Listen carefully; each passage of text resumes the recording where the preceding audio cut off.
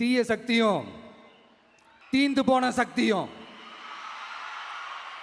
அதாங்க திமுகவும் மற்றும் பலரும் ஒன்னா சேர்ந்துக்கிட்டு திருட்டுத்தனமா யாருக்கும் தெரியாம ஒரு ஓரமா மூலையில உட்கார்ந்துட்டு பேரம் பேசி கூட்டு சேர்ந்து ஆட்சி அமைச்சு கொள்ளையடிக்க திட்டம் போட்டாங்க.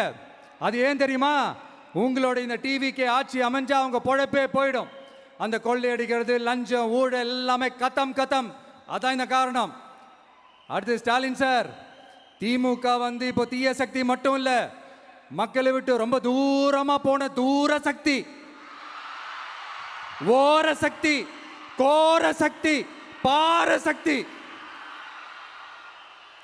நீங்க எப்போ இந்த தீந்து போன சக்தியோட நீங்க கூட்டு சேர்ந்துக்கிட்டு ஆட்சி அமைக்கணும்னு நினைச்சீங்களோ அப்பவே இந்த திமுக தூர்ந்து போன சக்தியாகவும் ஆயிடுச்சு.